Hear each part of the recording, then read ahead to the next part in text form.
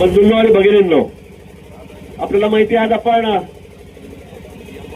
राज्यभर देशभर तिरंगा यात्रेचं आयोजन हे 3 दिवस केलेलं आहे. 22 एप्रिल रोजी तो भ्याड हल्ला अतिरेक्यांनी आमच्यावर केला. पेहलगाममध्ये आमचे 26 लोक जे टुरिस्ट होते ते विनाकारण या ठिकाणी धारातीर्थ पडले.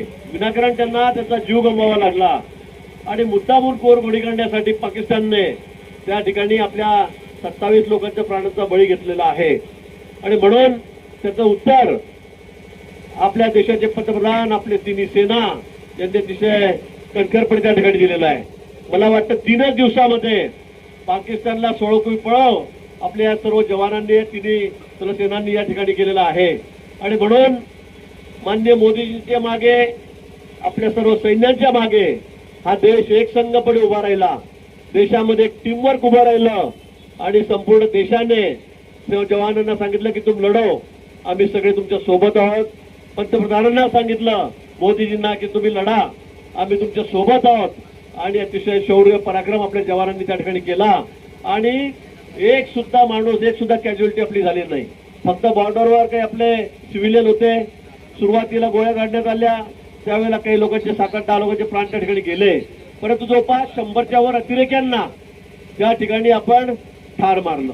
या ठिकाणी 9 लष्करी तळाची जी होती, अतिरेक्याची तळ जी होती ती नेस्तनाबूत केली. अनेक एअरबेस आपण त्यांचे नेस्तनाबूत केले.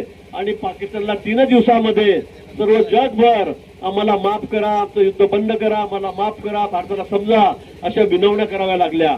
आणि शेवटी या ठिकाणी युद्ध थांबलं. पुन्हा पंतप्रधानांनी सांगितलेलं आहे की आपण फक्त स्थगित केलेलं आहे, थांबलेलं नाही.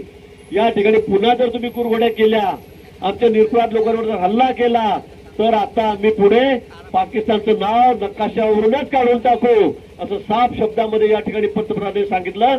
आणि हे कुणाच्या भरोशावर सांगितलं?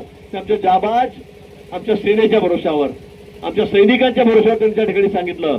आज आपली ताकद कशी वाढलेली, किती वाढलेली याची कल्पना आता संपूर्ण जगाला आली.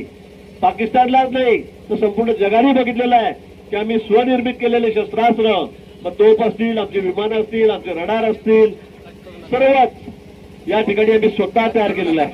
आता आम्ही दुसऱ्यावर अवलंबून नाही, आम्ही स्वबळावर सगळे तयार केलेलं आहे. आणि म्हणून आता भारत हा सक्षम झालेला आहे. हा स्वतःच्या बळावर आता आम्ही काही करू शकतो, कोणत्याही शत्रूशी आम्ही लढू शकतो, हे आम्ही या ठिकाणी दाखवून दिलेलं आहे.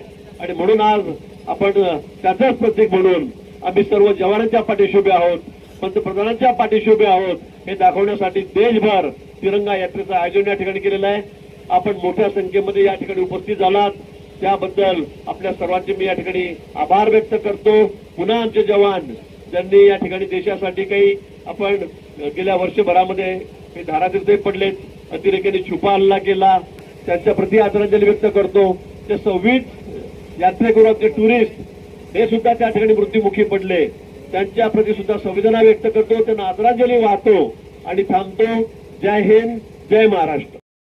गांधी तीर्थ, निसर्गाच्या सानिध्यात महात्मा गांधींच्या जीवनावरील जगातील पहिले मल्टीमीडिया म्युझियम. आजच भेट द्या. गांधी तीर्थ, जैन हिल्स, जळगाव. अधिक माहितीसाठी www.gandhifoundation.net वर व्हिजिट करा.